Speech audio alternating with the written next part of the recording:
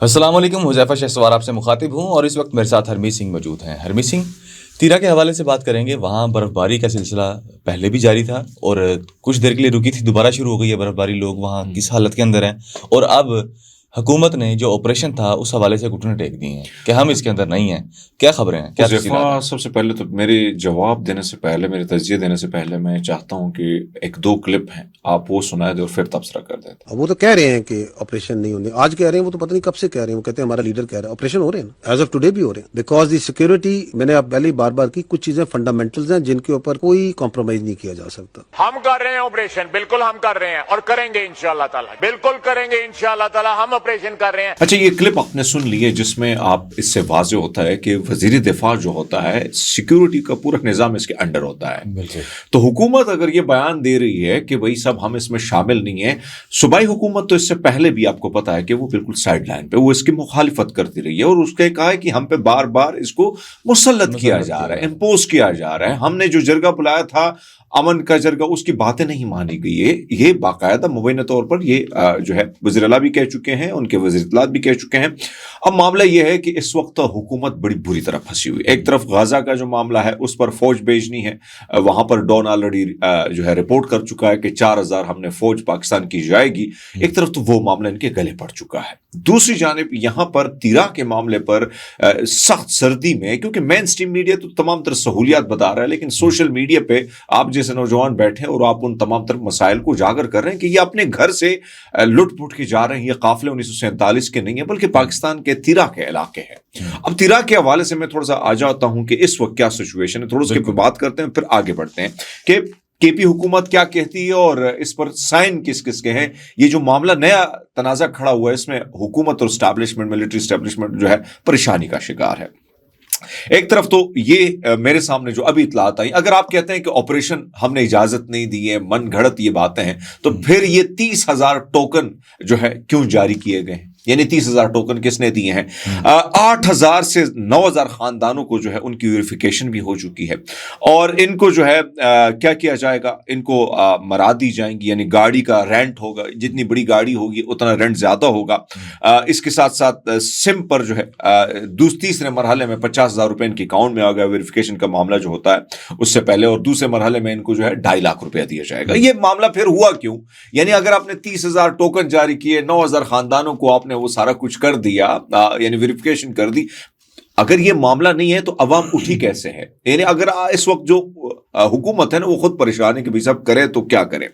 اندراج کا جو سسٹم ہے میں آپ کے سامنے پہلے وہ خبر رکھ لیتا ہوں کہ باڑہ سے 70 کلومیٹر دور انہوں نے کیا رکھا ہے، پائندہ چینا کا علاقہ ہے، وہاں پر انہوں نے جو سسٹم لگا، ایک طرف تو ان کے پاس سٹاف کم، لائنیں بڑی بڑی، پھر دور دراز علاقوں سے جو لوگ جاتے ہیں تقریباً 3 سے 4,000 روپے ان کا کرایہ لگتا ہے۔ اب یہ نہیں معلوم کہ ان کے فیملی کی ویریفیکیشن کتنے دنوں میں ہونی ہے، کیونکہ سٹاف کم ہے اور شدید سردی ہے۔ اس کے ساتھ ساتھ میں اگر آپ کو بتاؤں کہ انہوں نے پھر کیا کیا کہ قبائلی جو ہیں، یعنی باڑہ میں جو قوم وہاں پر ہے وہ شلوبر قمبر خیل ہے وہاں پر، اسی طرح دوسری سائڈ پہ اگر آپ دیکھیں تو اکا خیل ہے، ملک خیل ہے، کمبر خیل ہے۔ ان تمام تر جو دیکھیں ہر قوم کے لیے انہوں نے ابھی پوائنٹ بنا دیے ہیں۔ پہلی بات تو یہ کہ اگر آپ آپریشن من گھڑت ہے یہ خبر ہے تو اپنے پوائنٹس کیوں بنائے ہوئے ہیں؟ ایک طرف یہ معاملہ چل رہا ہے، دوسری جانب اب ایک خبریں یہ بھی آ رہی ہیں لوکل، کیونکہ میرے جو لوکل ذرائع ان سے میری بات ہوئی ہے وہاں کے مقامی لوگوں سے، ایک خاتون کی ڈیتھ ہوئی ہے، ایک معصوم بچی جو ہے اس کی نمونیا سے ڈیتھ ہوئی ہے، اس کی ویڈیو آلریڈی BBC نے بھی چلائی ہے۔ ایک طرف تو گاڑیاں الٹی ہیں، گاڑیوں میں شدید نقصان ہوا ہے، اور لوگوں کے پاس ٹھٹرتی سردی میں کچھ یعنی نہ آگ جلانے کو ہے، نہ ان کے پاس صحیح بلینکٹ ہے، نہ کوئی خوراک کا سسٹم ہے۔ یہ ساری چیزیں میں مشکلات گراؤنڈ کی آپ کے سامنے رکھ رہا ہوں۔ اب نیا چیلنج جو آ رہا ہے کہ کچھ خاندان تو نکل چکے، اب کچھ خاندان جو ہیں وہاں پہ رک چکے ہیں۔ اب وہ یہ سوچ رہے تھے کہ شاید حالات ٹھیک ہو جائیں گے، ہم آہستہ نکلیں گے۔ اب ان کے لیے مسائل یہ آ رہے ہیں کہ وہاں پہ خوراک کا نظام ختم ہو چکا ہے، دکانیں بند ہو چکی ہیں، گاڑیوں کے مسائل ان کے لیے ہیں۔ एक तरफ तो ये सारी चीज आ रही है कि भाई साहब वो निकलेंगे क्योंकि नई बर्फबारी जो अभी शुरू हो रही है 27 से 2 दिन तक वो होगी। आपको पता है कि तिराक के इलाके में शदीद बर्फबारी होती है, और बर्फबारी जब होती है, क्योंकि मैं खुद बर्फीले इलाके से हूं और मेरे इलाके में बर्फ इस वक्त पड़ी हुई है, तो ये बर्फ फिर जमी होती है कई दिनों तक, गाड़ियां स्टक होती हैं, जो गाड़ियां बर्फों में चैन लगाकर चलती हैं वो भी बड़ी मुश्किल से चलना होता है उनका। एक तरफ तो ये सिस्टम है, दूसरी जानिब ये जो अभी बार बार मामला आ रहा है ना कि ये लोगों को जो कंफ्यूजन फैलाई जा रही है। मेरे पास ताजा तरीन इतलात है, क्योंकि अभी मेन स्ट्रीम मीडिया पर हम देख रहे हैं कि अभी इन्होंने बहुत बड़ा यू टर्न लिया है, और लेकिन हकायक जो है वो ग्राउंड पे कुछ और है। कल रात को ये जो कमेटी है, रात 12 बजे ये मेरे पास जो खबर आई है, बैठे थे 6 कबाइल के मशरान इसमें लोग थे, ये लोग सारे जो है इसमें बैठे हैं, लेकिन कमेटी में वो कुछ जराए ये बताते हैं कि जो इन्होंने एक एग्रीमेंट किया था, इन पर भी दबाव शायद डाला जा रहा है कि भाई साहब एग्रीमेंट के हवाले से जो मामलात हैं इसको थोड़ा सा साइड लाइन पे किया जाए, क्योंकि जाहिर बात है हुकूमत तो फंस चुकी है बुरी तरह, वफाकी हुकूमत या हमारी जो दीगर इदारे हैं। एक तरफ तो मेरे पास जो इतलात हैं ये हैं, दूसरी जानिब सहाफ़ी फरजाना अली ने कुछ चीज़ें ट्वीट की हैं, उसमें बाकायदा वही चीजें हैं जो मैंने आपके सामने रखी हैं कि तिरा में क्या होगा, तिरा ऑपरेशन इजाजत किसने दी, जिम्मेदार को नहीं, उसने लिखा हुआ है। अब उसने ये जो ट्वीट है आप तो दिखा सकते हैं जिसमें बड़ी बातें की गई, अब इसको अगर मैं डिटेल से करूंगा तो मेरे ख्याल में 8 मिनट का टाइम हमारा गुजर जाएगा, वो बाकायदा पढ़ भी सकते हैं। लेकिन उस मुआहदे में दस्तखत का मामला जो है उस पर भी सवाल उठे हैं, तो उस पर फरजाना साहिबा कहती है कि एक नौजवान को जवाब देती है कि दस्तखत वाली पर्सनल मैं आपको भिजवा दूंगी क्यों किसको मरवाते हो, यानी उस पर दस्तखत मौजूद है। अब इस सारे मामले पर आपको पता है कि आपने ये देखा कि वज़ीर इत्तलात भी ये दावा कर चुके हैं कि भाई साहब हमें ये जो डीसी वाला मामला है ना, वो कहते हैं कि जो मसाइल हैं वो तो सूबे की हुकूमत ने हल करने हैं, क्यों अपनी अवाम को तो हम छोड़ नहीं सकते हैं। तो उन पे ये जो है इल्ज़ाम ये लगाया गया है कि भाई साहब आपने जो है यानी आप भी इसमें शामिल है, सूबाई हुकूमत भी शामिल है। वज़ीर इत्तलात ने भी ये बातें की हैं। सुहेल अफरीदी साहब कहते हैं कि उन्होंने 24 रुकनी कमेटी पाई, जिसमें core commander Peshawar IGFC 24 रुकनी committee उनकी सरबराही में बनी। उन्होंने लोगों को मजबूर किया, पहले 24 रुकनी कमेटी को मजबूर किया, उन्हें डराया धमकाया, उसके बाद उन्होंने वहां की अवाम को मजबूर किया। तिरा के अवाम के पास कोई ऑप्शन नहीं था कि वो ड्रोन में 21 लोग उनके शहीद हो रहे थे। अब आपको पता है कि माजी में कोई तकरीबन 400 से ज्यादा लोग जो हैं इसमें शादियों पर भी ड्रोन गिरे हैं, जिसमें कई लोग जो हैं उनकी डेथ हो चुकी है। तो लोग इस जनाजों को उठाना नहीं चाहते, मजबूर हैं, तकलीफ में हैं। तो एक तरफ तो सुहेल अफरीदी साहब जो हैं वो उन्होंने बिल्कुल इस बात को बिल्कुल वाज़ेह कर दिया। मिनिस्ट्री ऑफ इंफॉर्मेशन बोर्ड ने ये लिखा है कि हुकूमत ने इन गुमराह कुन खबरों का नोटिस लिया, जिसमें दावा किया है कि वादी तिरा को फौज के अहकामात पर खाली कराया जा रहा है। ये दावे बेबुनियाद बनियत पर और मखसूस मकासद के तहत। भाई साहब फिर तो ये जो 2 क्लिप हमने चलाए हैं, फिर तो आपका जो वजीर दिफा है उसके खिलाफ तो आप फिल करें ना, उनके खिलाफ मनगढ़ंत खबरें किसने फैलाई हैं। DGSPR साहब ने कहा कि ऑपरेशन हो रहे हैं, सुहेल अफरीदी उसकी मुखालिफत कर रहा है, वज़ीर दिफा कहता है कि हम ऑपरेशन कर रहे हैं, और आप लोगों को कहते हैं कि मनगढ़ंत खबरें फैलाई जा रही हैं।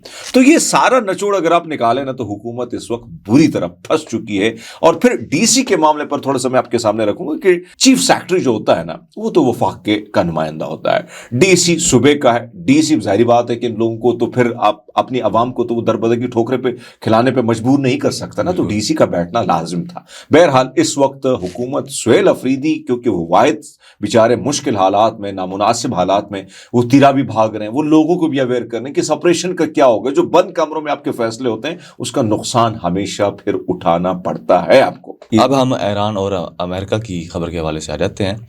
दोनों जानिब से फौजें तैयार हैं। पिछले भी लोग के अंदर आपने कहा था कि अमेरिका ने कहा अमेरिका ईरान के ऊपर हमला नहीं करेगा, तो अब क्या तफसीलात हैं? अच्छा, अब मामला यह है कि मैं आपके सामने ये सारे कुछ रख लेता हूँ जो खबरें मेरे पास इंटरनेशनल मीडिया जो कोट कर रही है और मुख्तलिफ खबरें जो आ रही हैं। इस वक्त जो मशरिक़ वस्ता है, यानी ईरान के गिर्द अमरीकी फौजी ताकत को बढ़ाने का अमल शुरू हो चुका है, जिसकी वजह से खित्ते में बढ़ती हुई कशीदगी और ईरान के खिलाफ मुमकिन रद्द-ए-अमल का खतरात जो है वो सामने आए हैं। ये खबर को मैं ट्रांसलेट कर रहा हूँ आपके सामने। और द वार जोन 2 यानी तैयार बरदार बहरी बेड़ा और जंगी तैयारे जो हैं, अमेरिका ने USS इब्राहिम लिंकन जो है नामी तैयारा जो है ये इस बेड़े को मशरिक़ वस्ता की तरफ रवाना कर दिया है। दीगर स्क्वाड्रन भी इसमें شامل اس میں بیڑے 90 سے زائد لڑاکا طیارے ہیں. اس بیڑے میں 90 سے زائد لڑاکا طیارے ہیں. F-18 سپر جو ہیں یہ ہارنیٹس اور F-35S جو ہے یہ بھی شامل ہیں.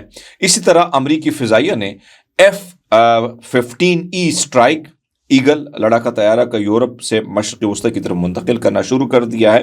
خطے میں اضافی فضائی طاقت کی نشاندہی ہے کہ بھائی صاحب یہ خبر جو آ رہی ہے جی این اور دیگر کوٹ کر رہے ہیں کہ یہ کثیر تعداد میں جو سورسز جو انٹیلیجنس جو ڈیٹا ہے وہ جو کھٹا کیا اسے ظاہر ہو رہا ہے کہ امریکی نیوی ایئر فورس بحیرہ عرب اور خلیج فارس کے قریب اپنے مختلف اڈوں پر جو ہے بحری نقل و حمل کی ہوائی جہاز اور جنگی طیاروں اور ایندھن ٹینکر بھی متحرک کر دیے گئے. ایک طرف تو یہ معاملہ ہے.